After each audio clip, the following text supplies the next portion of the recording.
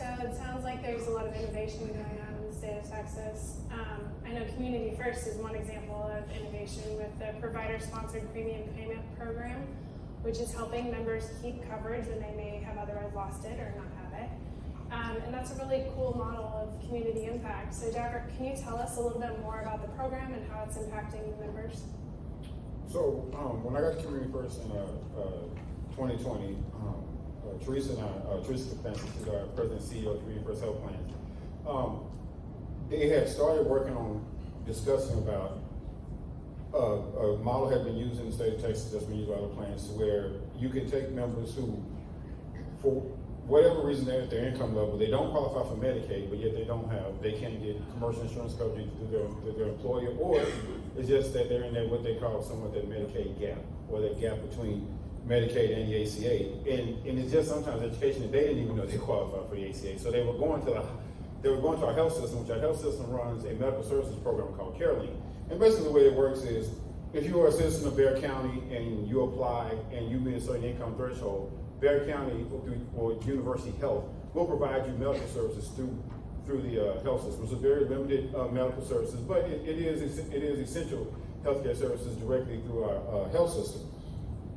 And so what we did was we started a program working with Softheon and working with our actuaries and middlemen, is to where we designed this program to where we would work with our health system and we would look at those members, look at their role in FPL and see who actually did qualify for the marketplace.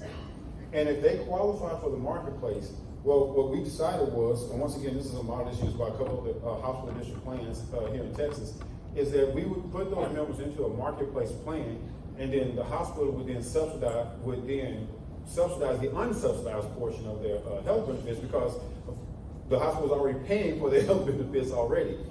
And like I said, working with Softheon, working with our CareLink enrollment team, because the program is called CareLink, they were able to enroll those members, we were able to get them in the plan, and then they were able to be subsidized. So in essence, the members don't have to pay for health care, but they're now in an insurance model, which is where you would want them to be. And now the hospital is actually getting reimbursed for their those medical care. And what we ultimately did is relieve the county of having to pay for those members. And so it was literally an integrated plan between the health system and the hospital, between the health system and the health plan, that ultimately helps the health plan, it helps the health system, and it helps our county.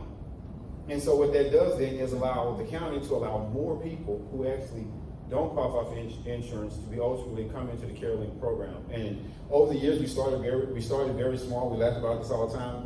We started at 400 people, and that was intentional because we wanted to make sure we could do it and do it right.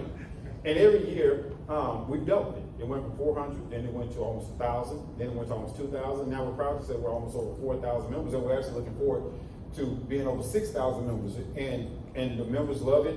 They actually love that pride of actually having insurance. We run a copay plan. There was a lot of talk about, hey, members may not want to pay the copays. You know, people don't know this. There's a lot of pride in being able to give someone $15 for your doctor's visit, and they have no issues with it. So it's been a big win for us. We've been able to pull down funds from the risk exchange, and we've been able to have a risk arrangement with our health system. So it is a compliment to when you know, sometimes we talk about integrated healthcare, and it's just a nice buzzword.